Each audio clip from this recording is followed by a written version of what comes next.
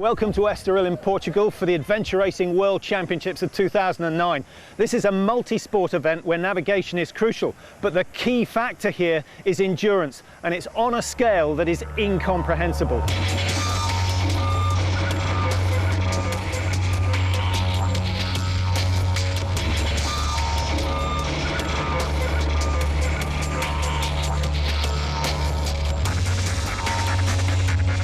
There are 59 teams on the start sheet for this year's World Championships, and that makes it the biggest and the strongest field ever assembled for this sort of race. Brazil! The main race will be a continuous 900-kilometre journey, taking in the sights and sounds of ancient and natural Portugal. Starting a short distance from Lisbon at Estoril on the Portuguese Riviera, the course will take teams into the central regions of Lusitania, the Land of Light, and the schist villages. It will cross the spectacular landscapes of the Cascais Sintra Natural Park, a UNESCO World Heritage Site, visit ancient villages, dinosaur footprints, and Moorish castles. Julius Caesar's armies once came to this land with the intention of mining gold, but were beaten by the severity of the terrain. Our 59 invading teams will have to show greater hunger for riches and success than the Romans if they want to return to the Atlantic coast here as winners in 5 or 6 days' time.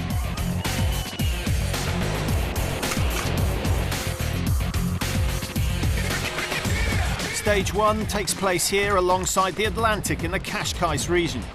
The favourites to take the world title are the Galacticos of adventure racing, Team Nike. They're multiple winners of every major event, past and present. Colorado-based Mike Closer, a former world champion mountain biker, is the team captain. You know, I think the motivation for me is still just the lure of competition and the possibility of winning and I guess the excitement that comes with winning. And for me, it's pretty much about the winning factor that draws me back to these events year after year. Navigator Chris Vaughan is one of 2 New Zealanders in the team, alongside Americans Closer and Monique Merrill. A lot of the top teams, you know, they don't always live in the same same area, so it's hard to get together and train together. But I don't see it as a problem. We know what we have to do. We all prepare as the best of our abilities, and you know, we trust in each other and the skills we all bring to the team. It's a mark of the respect given to Nike that they're the favourites, in spite of the fact that they're not the defending champions. That honour belongs to the New Zealanders, Team Orion Hel. Also watch out for the Spaniards, Buff Thermocool, the French, Quechua, and the Scandinavians like Lundhags and Explore Sweden. With a large strategic element to this race, the fast-thinking Brits of Hel Hansen also shine. The first 6-hour stage is tough, but little more than an opportunity for psychological one-upmanship as they take in the spectacular coastline.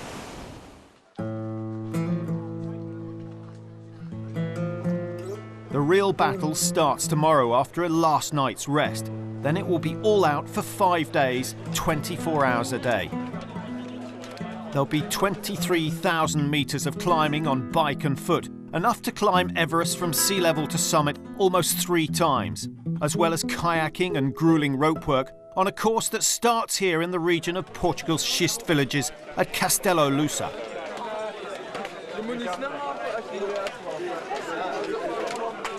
Yesterday was little more than a warm-up that's put the teams into some sort of a pecking order. When they start today, they're going all out for over 5 days. Just imagine, when you go to work on Monday morning, they'll be starting racing. They'll be going Tuesday, Wednesday, Thursday. When you finish work on Friday, they're still going. They won't stop until 10 o'clock on Saturday morning. That's over 122 hours of all-out action.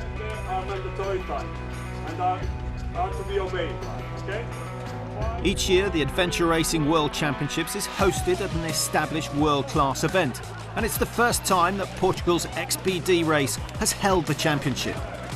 It's a great way to showcase the country, and early on the route takes the teams through the multitude of schist villages on the mountainsides. These traditional villages in central Portugal have recently been redeveloped for tourism, maintaining their ancient character while also providing craft workshops, restaurants, and essential internet connections. A great place to get away from it all, and with the only rush hour in living memory happening about now.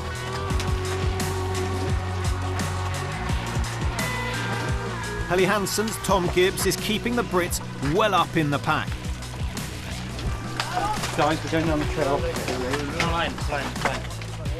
But it's Nike, who always seem to cover the ground fastest with least effort, who lead at the moment.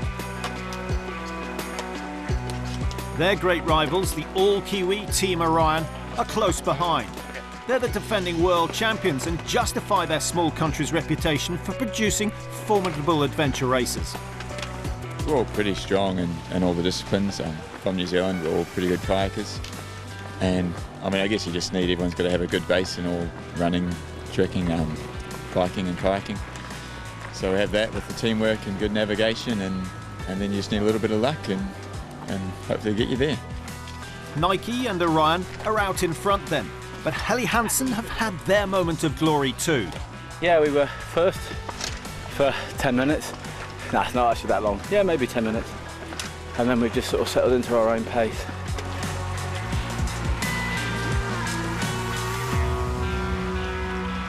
Yeah, we're all a bit sore.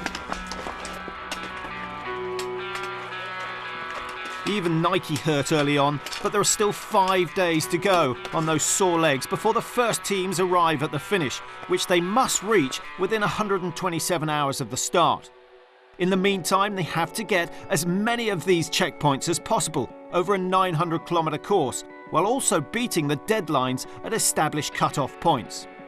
Because of the cut-offs, it will be almost impossible to get every checkpoint on the route, and the decision-making process about which ones to miss adds a tactical element to the race.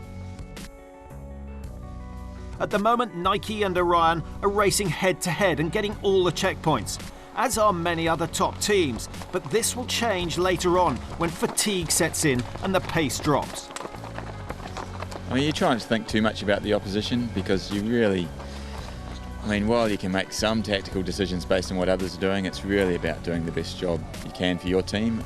Well, I suppose it's definitely Nike. You know, they've been world champions before, and last year, it was a tough race for them, for us to gain the title. But there's a lot of teams here, and there's a lot of, quite top teams that we see racing regularly in the World Series. There are about half a dozen teams who are strong and experienced enough to win the World Championships. But this particular race is not just a matter of continuing without sleep and being as fast as possible. There's potential for clever thinking to beat speed. So yeah, you might see some teams that are not so rated this chance really get some good results. So I think it'll be an interesting race in that respect. Which is where Team Hel Hansen come in. The Brits are ranked in the top 10, but the format of this race especially could suit them, and they might go even better than expected. Sounds quite complex. There's quite a lot of strategy at play, which would probably suit us. We're more of a thinking team than a super speedy team. I mean, we're relatively quick, I suppose. But I think that the race strategy will sort of help us a little bit. We've got Tom Gibbs on the team, who's just a master of this sort of stuff. He's won the Microsoft Challenge about 7 years in a row with Airbus, and his brain just works very well with this sort of thing. So he's going to be our secret weapon. We've got Nicola McLeod, who's really strong in the team, so we've got a really good girl, and she's very, very gritty, an army medic. And then me and Warren just do basically the general sort of carrying heavy kit and keeping everyone moving along, really. Any sort of progress is painfully slow and treacherous on this canyoning section.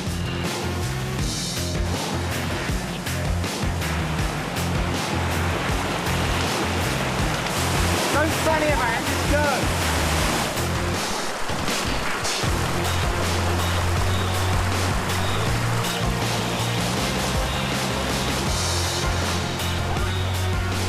It's early on in the race and vitally important to make your way through a tricky phase like this without injury or getting cold.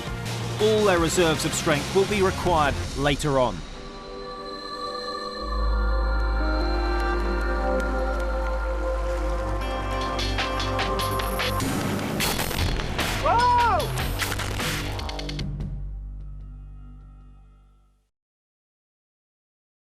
É giro!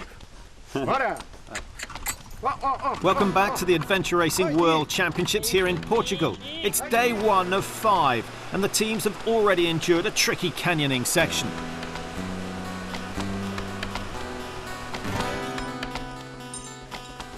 It's literally early days though, and the teams are still moving quickly and haven't yet succumbed to the local pace of life.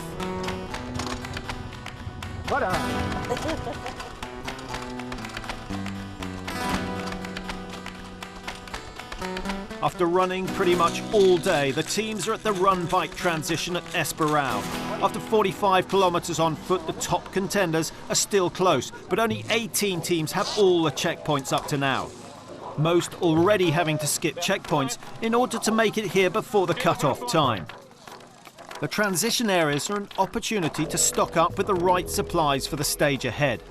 Their equipment can only be accessed in these transition periods, but perhaps more importantly, teams need to use this time to plan their route and strategy.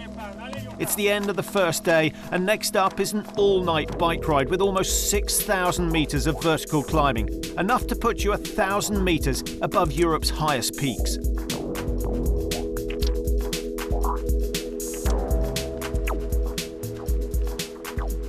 After a short spell in the lead, Sweden's Lundhags have all the checkpoints and are now in third, with Hel Hansen also going well and chasing them into the mist.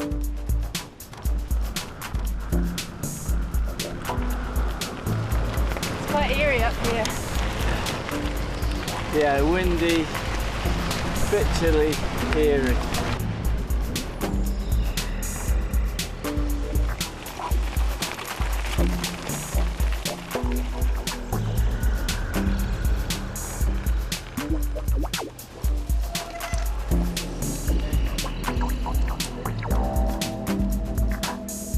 Many of us consume about 2,000 calories a day just existing. These athletes here on the World Championships are using 15,000 as they're racing 24 hours non-stop. To replace that, they've got to eat the equivalent of 60 muesli bars, a task that's just about impossible. And therefore, they're just having to rely on their body fat to burn, and most of the athletes haven't got a lot of fat around, so there could be 1 or 2 casualties before the end of the race. At 4:30 a.m, Hel Hansen finished the epic ride and rolled in. Yeah, it was unbelievably tough. It was just non-stop, up and down, just relentless. I mean, it was just no flats. So we've just done, you know, endless amounts of climbing, and it was tough, and quite a bit of hiker bike as well. So, you know, you've just done 45k on foot, and then you just followed up with pushing your bike as well. So it was pretty hardcore, actually. We had a bit of a shocker, which cost us like half an hour. So we ended up getting into the middle of bloody Narnia and was taking our bikes through the middle of nowhere. So There's no relief though. The pressure is on, and the man who's described as Hel Hansen's secret weapon is concerned about a cut-off point 11 hours and 65 kilometres away. 40 kilometres of which has to be done on foot across Portugal's highest mountain range, followed by a 25-kilometre bike ride to reach the River Zezer at Barco.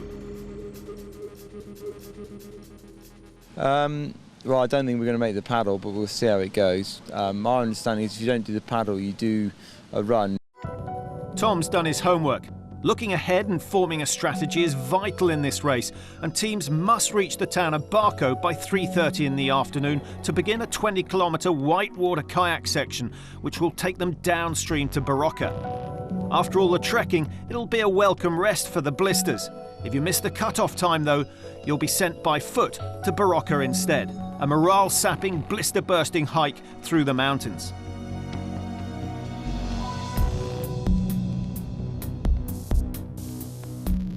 That is some way off for everyone. And at the moment, Nike are leading on the slopes of Portugal's highest mountain range, with a high point of over 1,600 metres. It's a beautiful setting, but for anyone who wants to make that cut-off for the kayak stage, there's little time to appreciate it. Nike and Orion are determined, but after a tough night chasing, the Kiwis are looking a little less sprightly. I was a bit drowsy just leaving the last transition, but it's been okay. You get cold up on the top? Yeah, you'd overheat on the uphills and freeze on the downhills, but Wasn't too bad.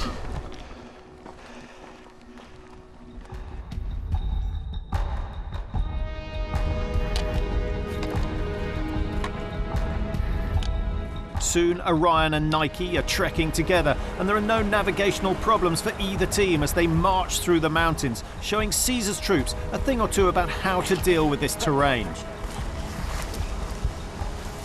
Not far behind, the French Cachua are also going well. Their captain was an Olympic cross-country skier for Canada and seems to be missing the tools of his trade.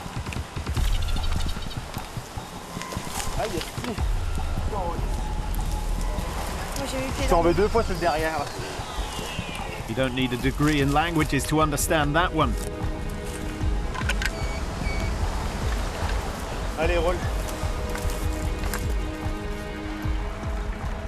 Hel Hansen have less time to make the cut-off for the kayak stage and are now looking less sure of themselves. Otherwise, we cross back over and see if it's better just over there.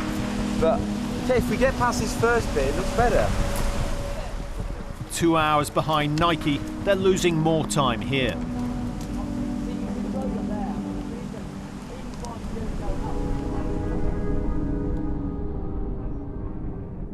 The Brits need a break, but Nike's pressure is relentless, and together with Orion, they're setting a hard pace on the second day to make that cut-off.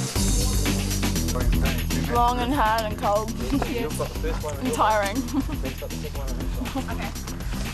We want to sleep here, but we can't now.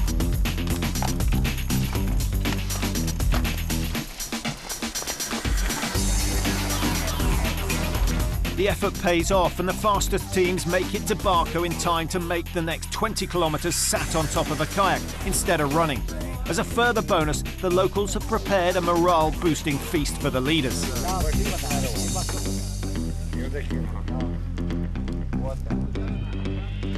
Full of high spirits and local livestock, they take to the water. Just made the checkpoint. How important is it? Could be the race.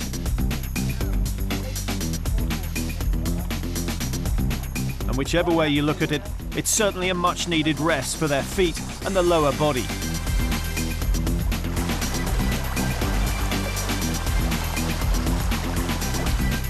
By the time Hel Hansen reach Barco, they've not only missed the Barbie, but the cut-off time as well.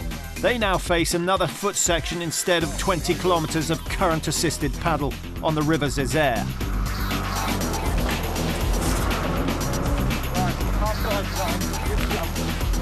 We'd rather be paddling than doing this. You know, we were just never going to make it, so that's fine. The sun is setting on the second day of the race as they set out, but they're not the types to chuck it in or lose hope. So Hel Hansen crack on, while those who are completing the stage with their feet up are not finding it quite as straightforward as they thought.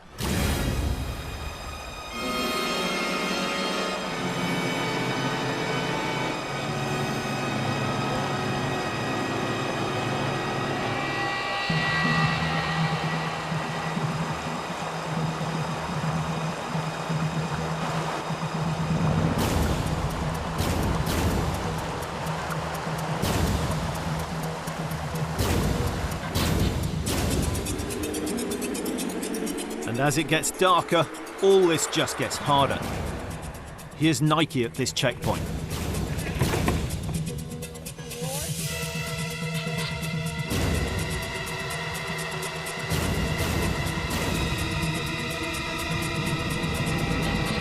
Whichever way you arrive at Barocca, the transition and resupply point here will be a welcome sight for all teams. At 9 p.m. on day 2, Nike arrived by river for the finish of the kayak stage. It hardly seems it was worth the race to avoid the run. It was a piece of crap from the get-go, and then it had a big crack in it and was sinking. It was slow as molasses in the winter. Anyway, now it was pretty miserable for us. For the top teams, it's still level in the number of checkpoints collected. And most decide it's time for their first sleep of the race, if they can find somewhere in Barocca to bed down for an hour or two. In the end, Orion managed to find some space in the Schiss Village's visitor centre. Sweet dreams. It's all turned out sweetly for Hel Hansen too. Thanks to the low water levels on the river, they haven't lost any time to the leaders by running here and are still on course, collecting all the checkpoints so far. Yeah, it was alright actually. We managed to do a river crossing with a bunch of Spaniards. And no, it was fine. Quite uppy downy, but I think we've started to sort of get into things now and make it work. What most mortals would call a catnap can power these teams for a day or two, but finding somewhere to bed down can lead adventure racers to some peculiar places.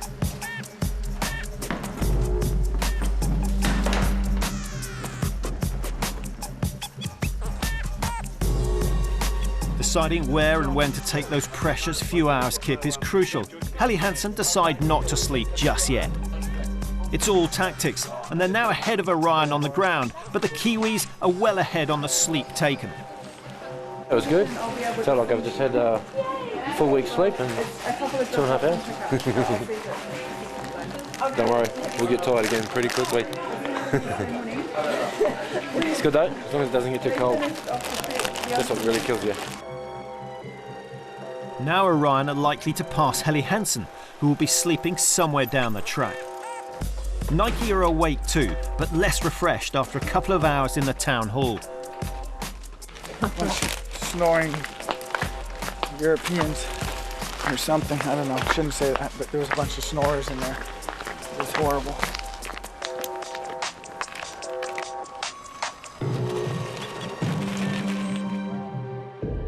Day 3 dawns, and after 370 kilometres, 48 hours and just a couple of hours sleep at the most, what no one wants now is 20 kilometres of inline skating. I'm very tired. I need sleep.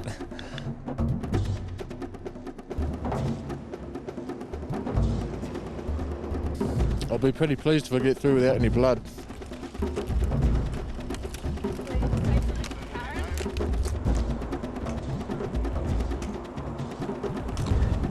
The leading British team, Hel Hansen, are almost up with the leaders, but crucially they've had less sleep so far.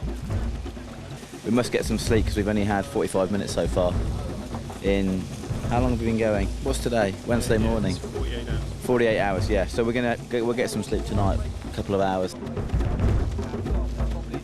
The fatigue makes this stage a thing to dread. When you're tired, it's more chance of falling over, and it just takes one fall, you know. Team Adventure Sport magazine are another British team going well, but they're concerned about doing the next stage on damaged feet.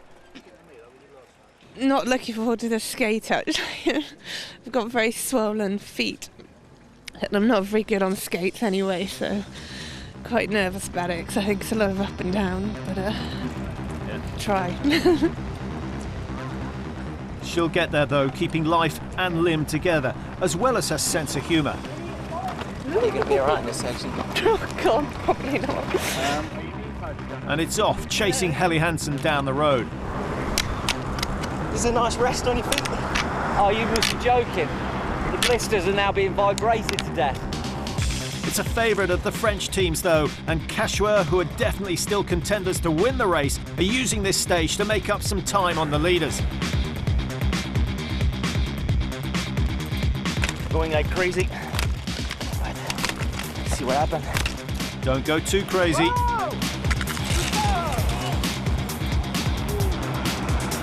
Understandably, it's all too much for some others who put preservation of well-being above preservation of race position. How was the inline skating? Oh, it was actually quite fun. I didn't come to any spills, so that was a bonus. Orion take to the water for the next stage head-to-head with Nike. Fatigue is starting to set in. Nike look ragged, losing some equipment in the water. Orion return it as it floats away, but the delivery service isn't the friendliest we've seen. Nike still want every checkpoint on the course, and to achieve that, the route will take the leading teams 1.5 hours upstream on the River Tagus to reach checkpoint 28. After this, they'll paddle downstream again, past where the stage started and on to the transition point at Rodeo. The cut-off time at Rodeo means teams must clear the transition there by 9 p.m. Even for the leading teams, who are the fastest kayakers in the sport, this will be tight. Hel Hansen start the stage 90 minutes behind and will struggle to complete the whole route and reach Rodeo by 9 p.m. We're looking at missing one CB here, the first one, which is a 2+ hour paddle upstream, so we can get in earlier and we can get cracking on the next stage. And then we hope that these guys pummel themselves into the ground, miss the cut-off, and then we've got the race lead, and all we have to do is just get the checkpoints for the rest, CPs for the rest of the race, and finish early, and we'll be world champions. So that's the game plan. Tom decides they'll paddle straight to Rodeo.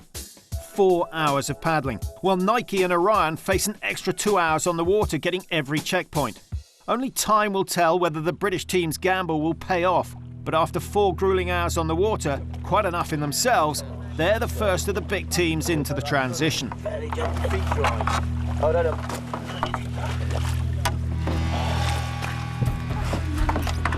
How was that for an experience? Oh, that was all right. It's always painful getting out of the boat. They now have a full 90 minutes to sort themselves out and crucially study the maps and route options for the next stage. Orion have also cut the previous stage short and make it here by 8 o'clock, but it's 8:30 when Nike hobble up the hill into transition.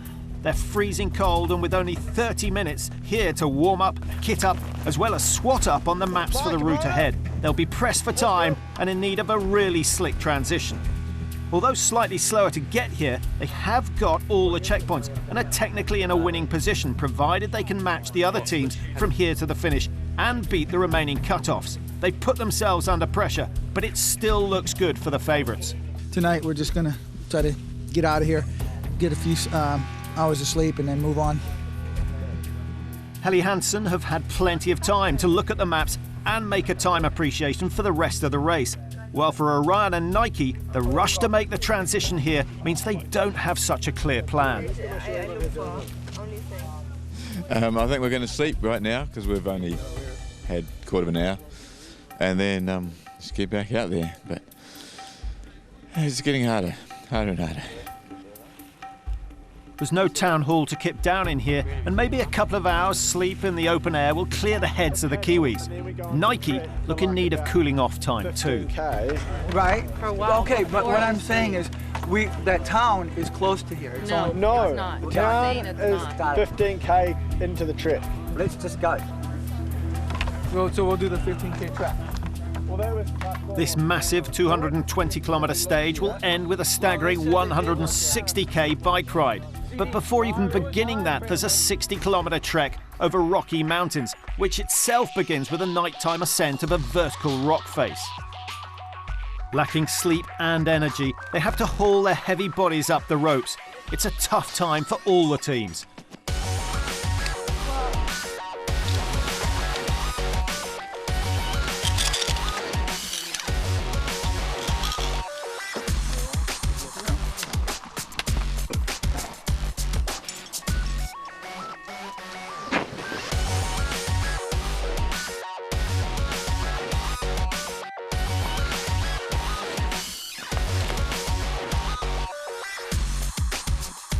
Early in the morning of the 4th day, the teams are trekking on with little idea of where their rivals are. The sunshine is welcomed after a tough, cold and wet night with 10 hours of trekking in the dark. Oh, it's about now, 3.5 days in, that teams start falling apart. They push a bit hard from the beginning, a little bit like us maybe. We'll see. It's a prophetic comment. But who will keep it together and take the title? We'll find out after the break.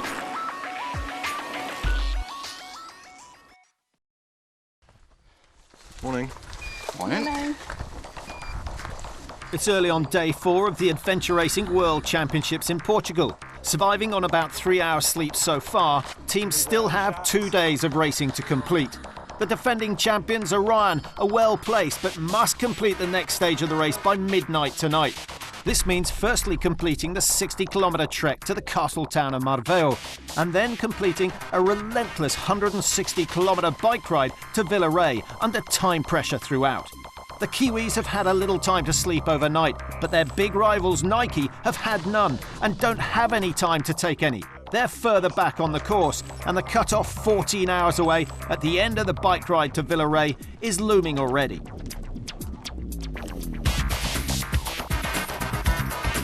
The team on top form this morning are Hel Hansen. Last night the Brits made a tactical decision to miss some checkpoints, and it's a decision that's paying off now. Although they've been to less checkpoints than Nike, they are way ahead on the ground and are more likely to make the cut-offs later on. They've also slept longer and deeper than expected. We hadn't had much sleep the night before, and we'd had to get out of transition area because of the looming cut-off at 9 p.m. And happily found a nice hay barn to sleep in. We'd taken sleeping bags, so we were very comfortable. 2 of us set alarms and nobody woke up to either of them. So we had 4 hours sleep instead of our planned 2. So I think that night was probably a turning point for both those reasons. We were really well rested when we got up the next day and were moving much more quickly than any of the other teams. It's from the stunning castle town of Marveo that the 160-kilometre bike ride to Villaray begins. Teams must be at the cut-off by midnight, and for some teams like Nike, there's absolutely no guarantee that they'll make it in time.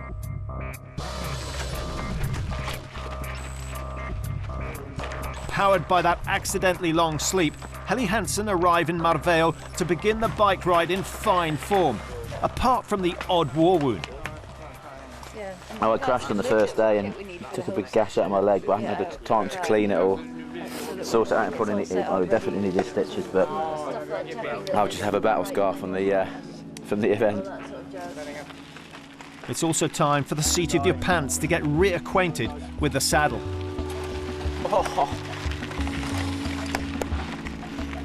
The next 160 kilometres might test the limits of comfort. Orion are all smiles too as they set out on the ride, while behind them, Lundhags are struggling to match their pace after 3 days of continuous racing. 3 days that have taken their toll.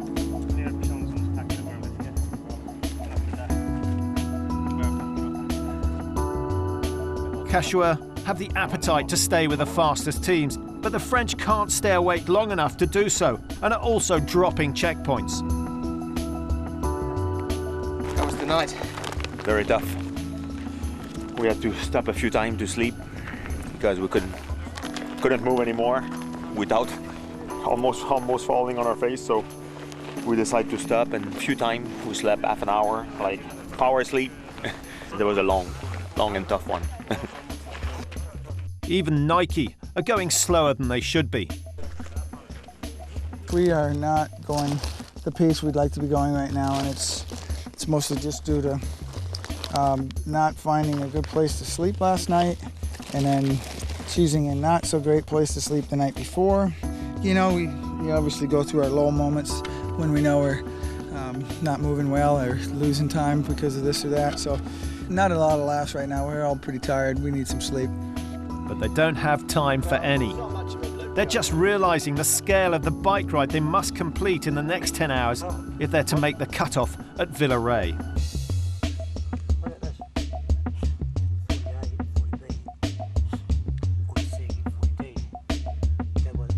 Tom Gibbs' strategy has worked, and the race favourites Nike are under pressure. They're losing the strategic battle while Gibbs' Hel Hansen are winning it.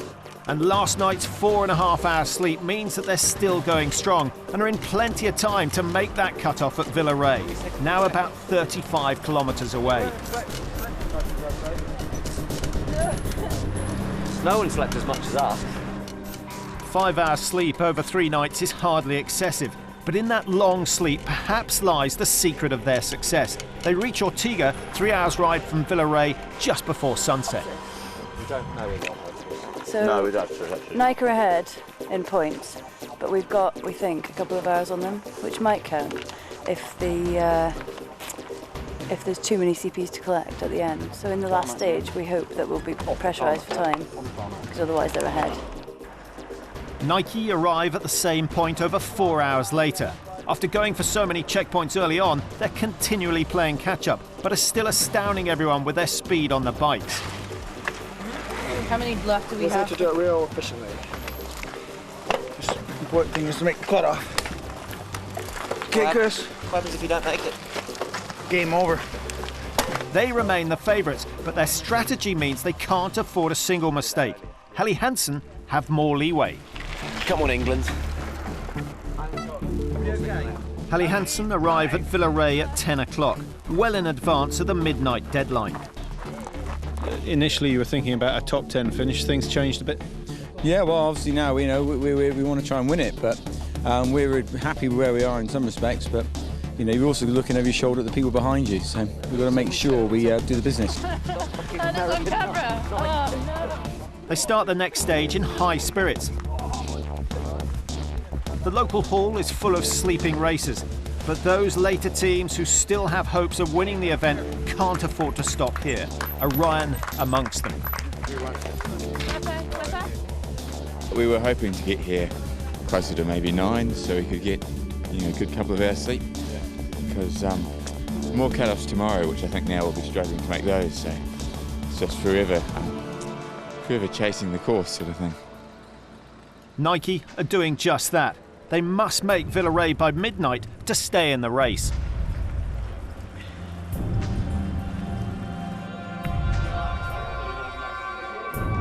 They come in with just 18 minutes to spare, a fine line after a 160-kilometre ride. They have only those 18 minutes to access their kit and prepare for the next stage. In a sport where your equipment can be the difference between finishing the race in one piece or not, 18 minutes is seldom enough. They've still got more checkpoints than the rest of the teams, but like Cinderella, Nike must be gone from here by midnight. Okay, we gotta go, guys. Time is closing, guys. Okay. Come on. I know. We don't want that. We have to throw it away. No time to talk right now. I'm sorry.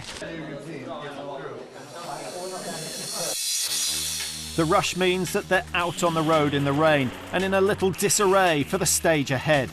A 105-kilometre trek, kayak and bike, which must be completed by 2 p.m. the next day, giving them just 14 hours. By 1 a.m, the racers have the roads to themselves, and those in need of a dry place to sleep can take advantage of that.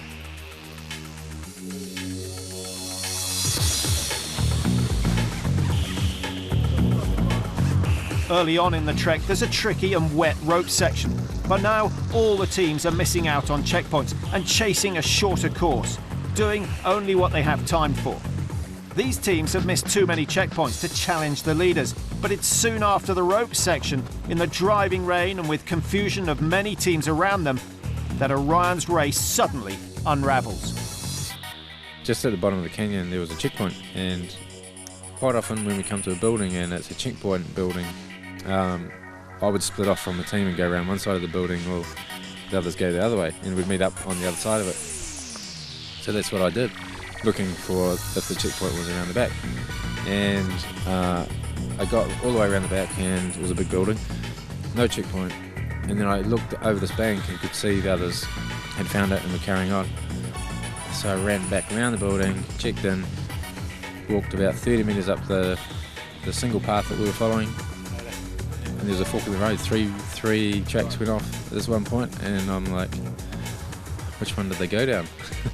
They hadn't noticed that I wasn't with them because there was another team that were borrowing our navigation, I guess, and just were following us the whole way. And they kept going. I, in the meantime, sat in the rain waiting for them to come back for me because I didn't know where to go. I hadn't looked at the map.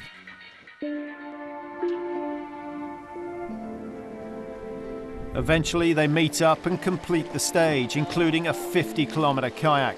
Wayne is back with the team, but they've lost hours.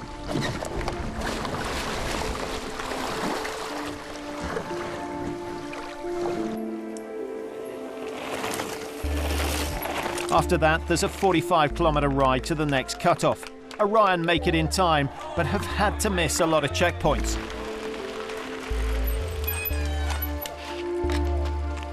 When we lost Wayne, I didn't know if we were going to find him because it was seemed like a couple of hours before. You know, we thought something quite bad might have happened to him because no one that we talked to that had come down the hill had seen him, so we were quite confused. Oh, you know, it was a little bit traumatic out there, to be honest, because I was sat in the rain for an hour and 15 at the place where I'd lost them, thinking they'll come back, they'll come back, they'll come back. And no more teams came through, and then finally Noon came through. And I'm like, can I tag along? And they go, yeah. I think it's a pretty uphill battle from here, but we'll do what we can. You never know. Yeah. We don't know what the scores are, but I'm sure Nike have 3 or 4 more checkpoints than us. So unless they fall to bits, and I think that's, I don't know, but there's probably a few other teams that have been going along well while we've been stumbling. The defending champions lose the race by losing concentration for just a second. They start the next stage hours behind Hel Hansen, who've been going well while the Kiwis faltered. The route from here takes the teams 40 kilometres over the mountains to Alvados, passing 175-million-year-old dinosaur footprints. There are checkpoints for the teams to tread past on the way to Alvados. Nike haven't even begun the hike yet and make the previous cut-off right next door to the Barrow dinosaur footprints with just 10 minutes to spare.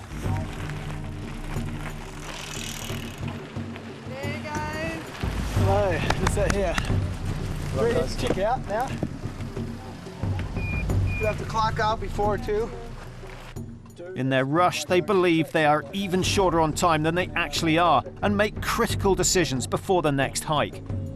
We chose to bypass the checkpoints on the track and just leapfrog in, trying to get ahead of the curve a little bit with these time cut-offs and not be so stressed in getting in at the last minute. I reckon just messing out all of these. In the end, it was a mistake that cost us. That's where the British team, Hel Hansen, leapfrogged us because they're out running through all these checkpoints that they'd started several hours earlier in the day.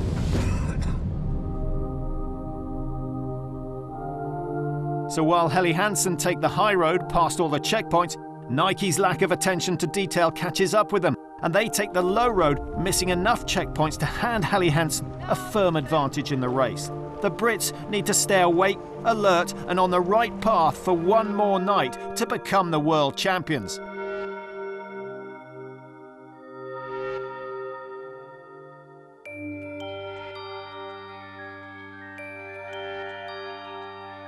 On the last of 5 dawns in the race, the final trek to the finish has a damp start with a 1-kilometre swim across the river at Fossarello.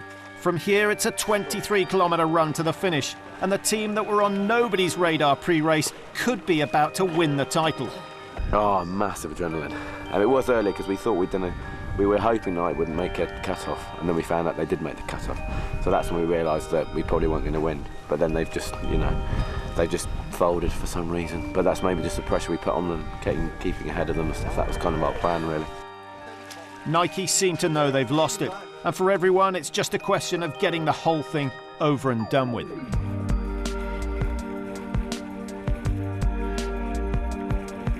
Daylight reveals what the lead teams did in the dark.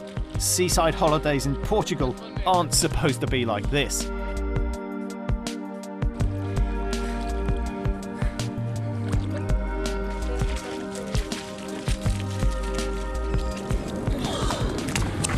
You okay? You look milky. I'm really cold, sleepy, tired, and everything. One more stage, that's it. Yeah, finish. Exactly. You can finish forever. Yes, exactly. Will you do another adventure race ever? No.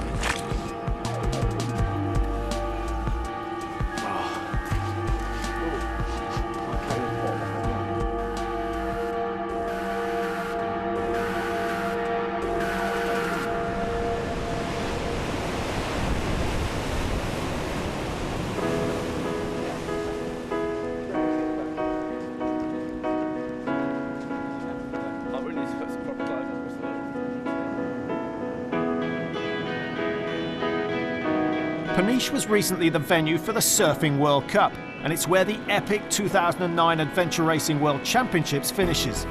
In a victory for brain, self-belief, desire and team spirit, Hel Hansen are cheered over the line at 9:30 a.m.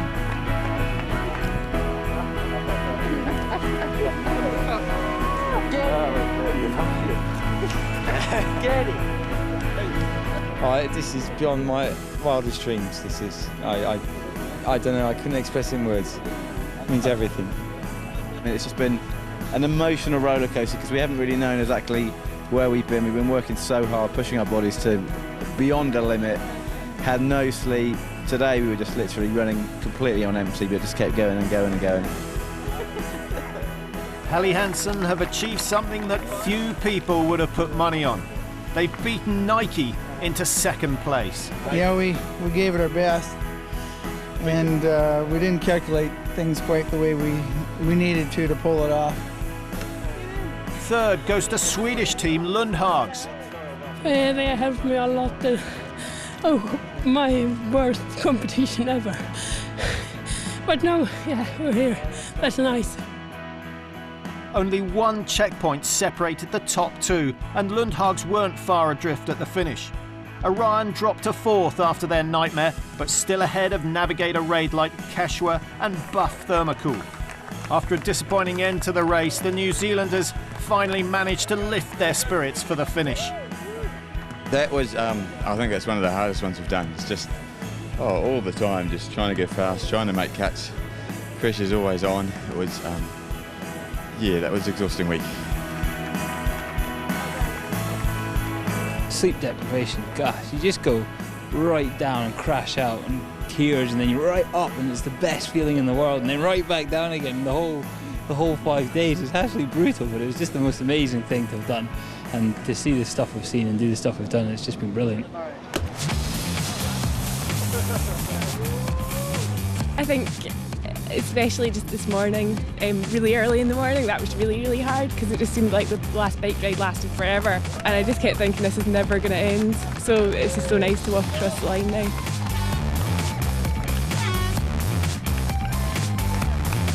Just tell us how hard that was. Truly, truly hard. Every night you are on the pedaling, you are running, and the sleep monsters are seeing things. What is a sleep monster then? The sleep monsters is at night when you don't sleep. In 7 days I sleep 5 hours, so you're starting to see some things, you're starting to hallucinate, you're starting to if you want something, you see something. At night on the wood, if you want a bakery, you see a bakery. It's strange and very, very hallucinated.